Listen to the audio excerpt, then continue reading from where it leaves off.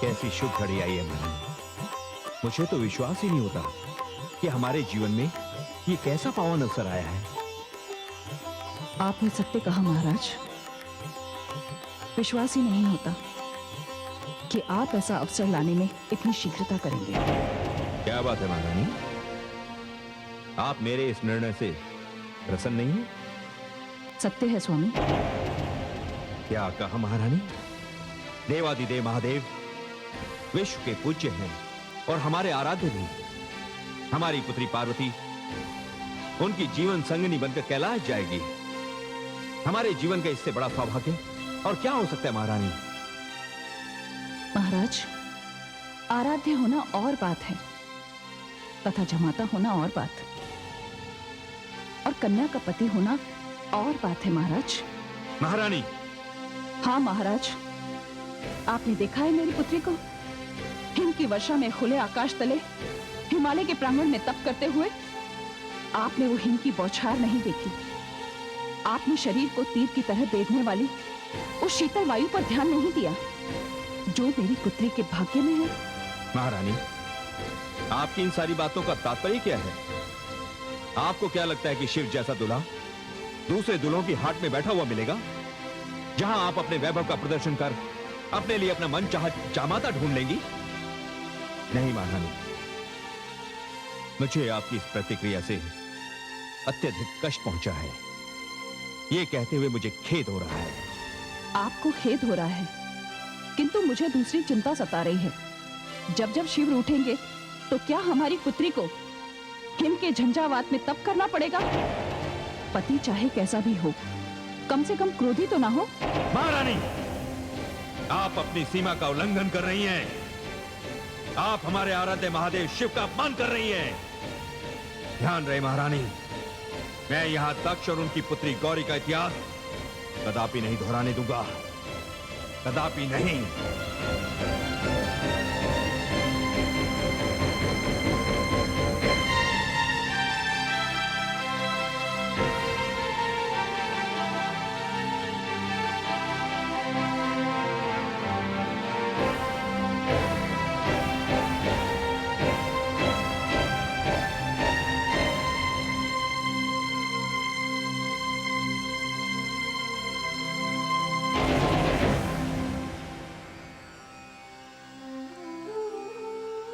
आराध्य होना और बात है तथा जमाता होना और बात, और कन्या का पति होना और बात है महाराज।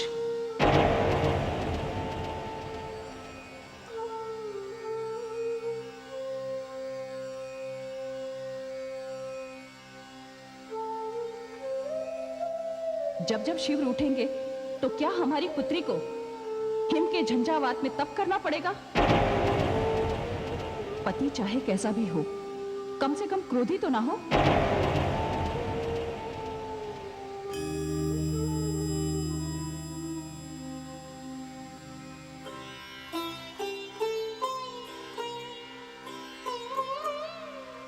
नारायण नारायण। प्रणाम देवर्षि। आयुष्मती भव। ये क्या पुत्री, आज इतनी प्रसन्नता का दिन है कि मैं फूला नहीं समा रहा हूँ। सप्तऋषिगण भगवान शिव से जाकर मिल चुके हैं और उन्हें समाचार भी दे चुके हैं कि आपके पिताश्री ने उन्हें जामाता बनाना स्वीकार कर लिया है। ये समाचार हम सब के लिए बहुत आनंदपूर्वक है। आपके जन जन की साथ पूर्ण हो गई और आप यहाँ उदास बैठी हैं। देवर्षि, आप नहीं जानते, इसे आप मेरा भाग्य कहिए या प्रारब्ध, इतिहास अपने आप को एक बार फिर दोहराने जा रहा है। क्या? हाँ देवर्षि, इतनी साधना और इतने कठोर तप के पश्चात क्या फिर से मुझे भगवान देवादिदेव का विरह सहन करना पड़ेगा? अर्थात पूर्व जन्म में जो विरोध पिता श्री दक्ष द्वारा प्रकट किया गया था, इस जन्म में उनका स्थान माताश्री लेने जा रही हैं। नहीं, ये नहीं होगा, ये कदापि नहीं होगा। मैं ऐसा नहीं होने दूंगा पुत्री। देवर्षि, माताश्री ने पिताश्री से यह कह दिया है ये शिव क्रोधी हैं और वे एक क्रोधी व्यक्ति को अपनी पुत्री नहीं दे सकती। नारायण नारायण। यदि भविष्य की डोर स्वयं ईश्वर के हाथों में ना होती तो मानव तो न जाने क्या कर डालता। ईश्वर की सबसे बड़ी कृपा यही है कि हम अपने भविष्य को नहीं जानते। यदि भविष्य के सारे सुख दुख हमें वर्तमान में ही ज्ञात हो जाएं, तो जीना कठिन हो जाएगा। हमारा कर्तव्य है कि हम वर्तमान में जिएं और भविष्य को ईश्वर की इच्छा पर छोड़ दें। यही जीने की कला है। आप चिंता ना करें पुत्री। मुझे लगता है कि महारानी मैना को कोई भ्रम हो गया है। मैं अभी ऋषि वशिष्ठ के आश्रम जाता हूं और उनकी पत्नी अरुंधति से अनुरोध करता हूं कि वे यहां आएं और इस समस्या का समाधान कर दें। आप शांत रहें पुत्री, मुझे आज्ञा दें। प्रणाम देवर्षि। आयुष्मति भव। नारायण नारायण।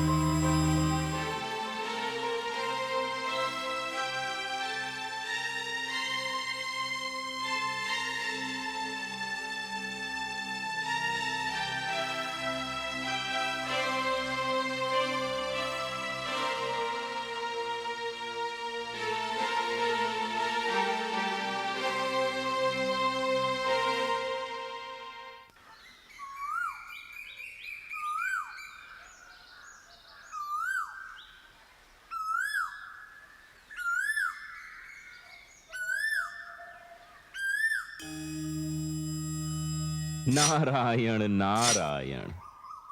आओ देवर्षि नारद, उचित समय पर आए। मैं अल्पाहार करने ही जा रहा था। आप अल्पाहार करें, मैं तो केवल भाभी श्री देवी अरुंधति के दर्शन करना चाहता हूं। प्रणाम देवर्षि। प्रणाम भाभी श्री। मंगल हो। क्या बात है, बहुत दिनों पश्चात आपके दर्शन हुए।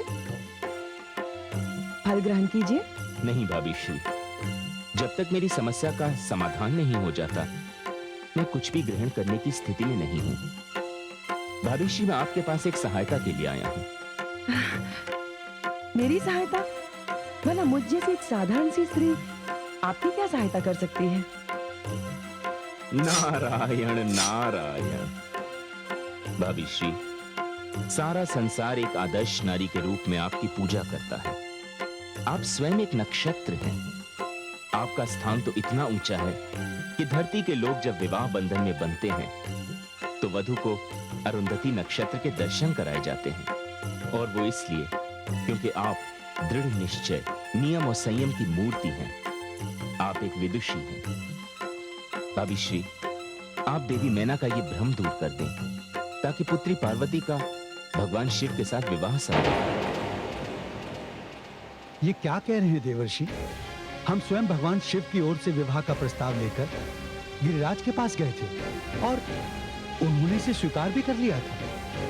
इसी की सूचना भगवान शिव को देकर हम कल संध्या ही कैलाश से लौटे हैं। हाँ भ्राताश्री, परंतु स्थितियां न जाने कब बदल गईं, पता ही नहीं चला। अब तो महारानी मैना ये हट किए बैठी हैं कि वे भगवान शिव के साथ अपनी कन्या का विवाह नहीं होने देंगी। ये कैसे संभव है? एक बार वचन देकर लौटाया नहीं जा सकता। मैं आपके साथ चलती हूँ देवर्षि। मैं आपके पास यही आशा लेकर आया था। महारानी मीना सचमुच मेरा सम्मान करती हैं या नहीं, आज इसका पता भी चल जाएगा। नारायण नारायण।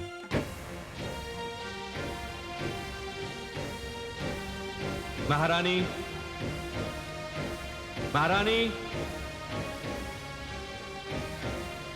महारानी, महारानी। अरे, हमारी पुत्री तो यहां बैठी है। क्या बात है पुत्री? तुम यहां बैठी हो और उधर तुम्हारी सारी सखियां बाहर उद्यान में तुम्हारी प्रतीक्षा कर रही हैं। जाओ पुत्री। नहीं पिताश्री, मेरी कहीं भी जाने की इच्छा नहीं होती है। पुत्री पार्वती, तू अपनी माता श्री के कारण अपना मन छोटा ना कर। मैं तुम्हारा वागदान देवादिदेव भगवान शिव के साथ कर चुका। कहा कि आपने वागदान? कुछ भी तो नहीं हुआ। पिताश्री, कन्या पक्ष की ओर से वर को शगुन भेजा जाता है। मैं उसी की तैयारियां करके तो आ रहा हूं पुत्री, किंतु मैं ये चाह रहा था कि तुम्हारी माताश्री उन सामग्री का एक बार निरीक्षण कर लें। कहां है वे? पिताश्री, वे आपसे रुष्ट हैं। वे एक कोप भवन में हैं।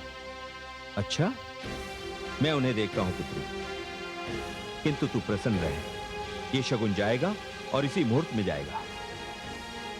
किंतु माताश्री। पुत्री, तुम्हारी माताश्री तुमसे अत्यधिक स्नेह करती हैं, इसीलिए वो इस विवाह का विरोध कर रही हैं। किंतु तू चिंता ना कर, सब ठीक हो जाएगा। नारायण नारायण। देवर्षि नारद,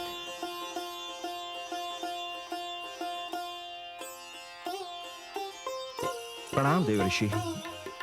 अरे, परम पुनीता मात्र स्वरूपा देवी अरुंधति भी पधारी हैं। मेरा ये स्थान तो पवित्र हो गया, मैं धन्य हो गया। प्रणाम स्वीकार करें देवी। प्रणाम। मेरे प्रति आपकी सम्मान भावना के लिए मैं आपकी आभारी हूँ गिरिराज। मैं देवी मीना से मिलने आई हूँ। किंतु वे तो कोप भवन में है। जी, यदि आप अनुमति दें तो मैं उनसे वहीं मिल लूं। कदाचित उन्हें कोप भवन से बाहर लाने में मैं सफल हो जाऊं। आपको अनुमति की क्या आवश्यकता है? महारानी आपको भली भांति जानती हैं। यह आपका मुझ पर बहुत बड़ा अनुग्रह होगा। पुत्री पार्वती, देवी अरुंधति को कोप भवन ले जाओ। जी आइए। नहीं पुत्री, तुम कष्ट मत करो, मैं स्वयं वहां चली जाऊंगी।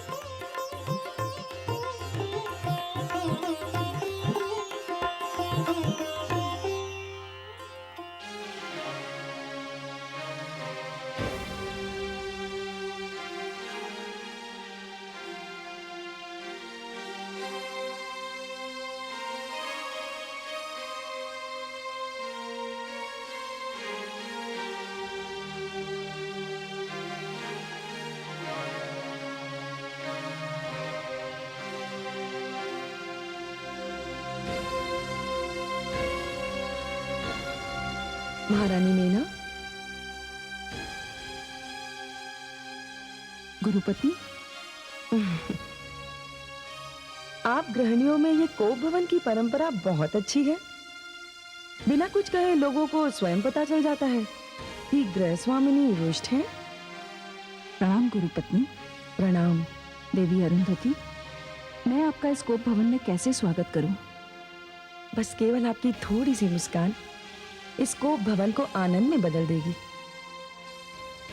देवी अरुंधति, आप नहीं जानती मेरे क्रोध का कारण क्या है।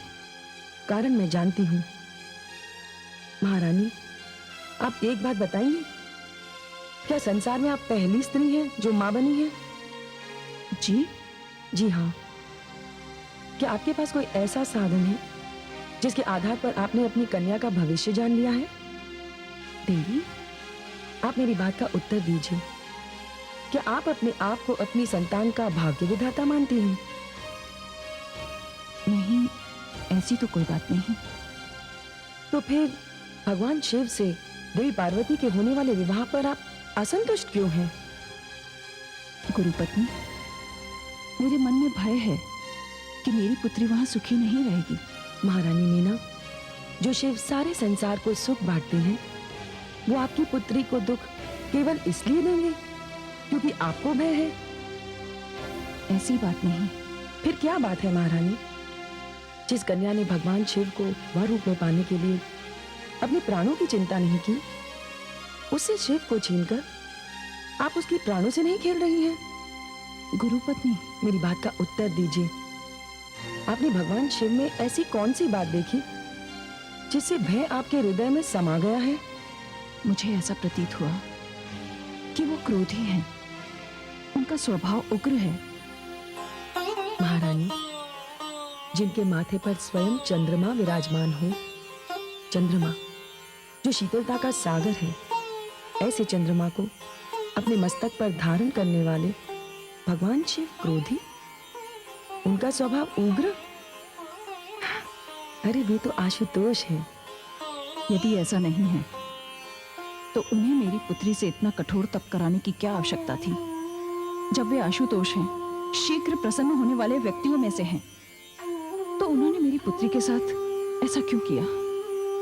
ऐसा करने के दो कारण हैं।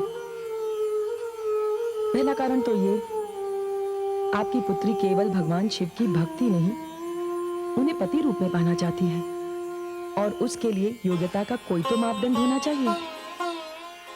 और दूसरा कारण ये कि शिव एक पत्नी व्रती है। उनके जिस हृदय में दक्ष पुत्री गौरी विराजमान थी, उसी हृदय में मीना पुत्री पार्वती को स्थान देने में यदि वे आपकी इच्छा के अनुसार शीघ्रता करते, तो इसमें उनका अपना चरित्र क्या रह जाता? बोलिए। पत्नी के लिए उसका पति क्या होता है? उसका सर्वस्व, उसका ईश्वर। और आपके ईश्वर ने सप्त ऋषियों को, जिनमें मेरे पति भी थे, शिव को जमाता स्वीकार करने का वचन दिया है। और आपकी ये इच्छा है कि वो एक एक करके उन सातों ऋषियों के पास जाए और उनसे ये कहें कि उन्होंने वचन नहीं दिया था, उनसे परिहास किया था। कितनी प्रसन्न होंगी आप, कितना बड़ा मान आपने अपने ईश्वर का रखा। धन्य है माननी मीना, आप धन्य हैं। बस बस देवी, मुझे और लज्जित न कीजिए। मुझे पता ही नहीं था, मैं अमृत को विष के समान समझ रही थी, और इसमें दोष अमृत का नहीं, मेरी अज्ञानता का था। मुझे क्षमा कर दीजिए देवी, मुझे क्षमा कर दीजिए। नहीं महारानी मीना, मैं स्त्री हूं, आप भी एक स्त्री हैं, और मेरी केवल एक ही इच्छा है। स्त्री केवल संतान की जननी न हो, स्त्री केवल आनंद और सुख देने वाली न हो, स्त्री केवल सम्मान की अधिकारिणी न हो, उसका एक स्वस्थ, सुंदर और सम्मानजनक स्वतंत्र व्यक्तित्व भी हो। आप महान हैं देवी, आप धन्य हैं, इसीलिए तो सारा संसार आपको पूजता है।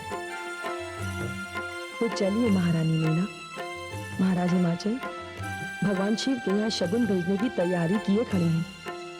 वे आपकी राह देख रहे हैं। चलिए देवी, आपके आने से ये अवसर और मंगलमय हो जाएगा। आइए।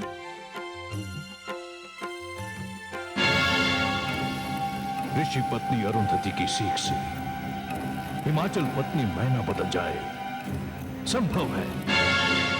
सूर्य अपने रथ का मार्ग बदल दे, संभव है। संसार की पतिव्रता स्त्री अपने पति की विरोधी हो जाए, यह भी संभव है। किंतु असुरराज तारकासुर पार्वती और शिव का विवाह होने दे, ये असंभव है, असंभव है।